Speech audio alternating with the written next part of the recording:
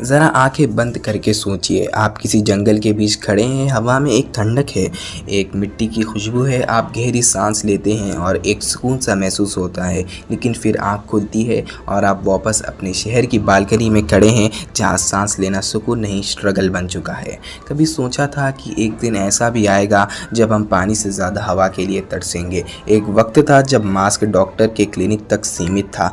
आज वो school bag में है, ऑफिस ड्रॉअर में है और हर घर का एक नया मेंबर बन चुका है। और यह सिर्फ दिल्ली की बात नहीं, यह लखनऊ, कानपुर, वाराणसी, दुर्गापुर, आसनसोल, रांची, अहमदाबाद सबकी कहानी है।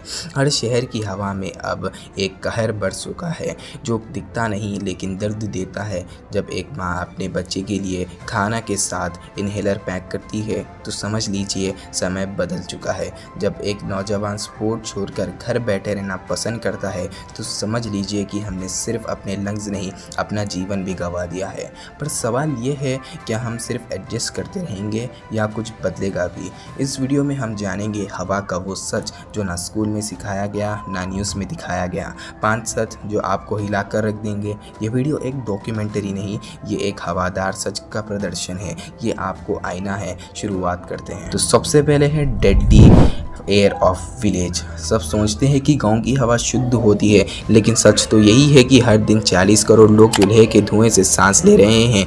वर्ल्ड हेल्थ ऑर्गेनाइजेशन के अनुसार इंडोर एयर पोल्यूशन से इंडिया में हर साल 5 लाख से ज़्यादा लोग मरते हैं। यह धुआं ना दिखाई देता है, ना चिल्लाता है, बस धीरे धीरे आपकी सांस बंद करता है। महिलाएं जो दिन भर चूल्हे के पास काम करती हैं, लंग कैंसर का शिकार बन जाती हैं। हम एसी और प्यूरीफायर पे डिबेट करते हैं, लेकिन जहां लोग के पास बिजली तक नहीं, वहां सिर्फ हवा सपना है।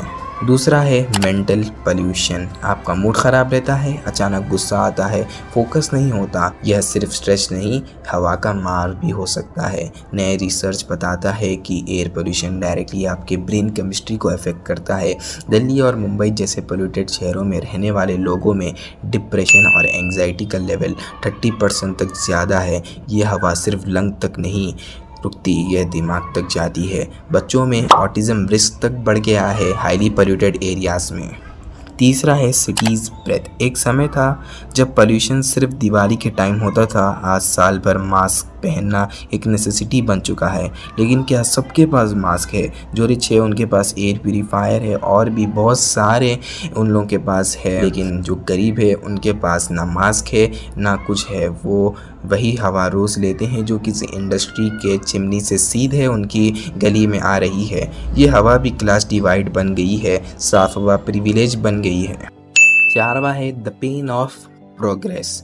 फ्लाईओवर, एक्सप्रेसवे, एयरपोर्ट सब बन रहे हैं, लेकिन इस डेवलपमेंट के साथ हर रोज़ 5000 से ज़्यादा पेड़ कट रहे हैं। क्या हम फ्यूचर के नाम पर प्रकृति की बलि दे रहे हैं? नोएडा और गुरुग्राम जैसे मॉडर्न शहरों में पोल्यूशन लेवल इतना ज़्यादा है कि WHO के नॉर्म से 10 गुना ज़्यादा पार्टिकुलेट मैटर है।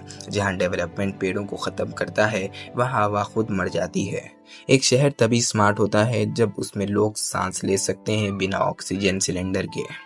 5वां है ऑक्सीजन ऑन सेल। कोविड ने हमें दिखाया था जब सांस बिकती है तब समझ लो जिंदगी ऑक्शन पे है। ऑक्सीजन सिलेंडर के लिए लोग सोशल मीडिया पे रोते थे, एम्बुलेंस में लोग मर जाते थे क्योंकि हवा नहीं थी। वो एक ट्रेलर था, पूरा फिल्म अभी बाकी है अगर हमने कुछ नहीं किया।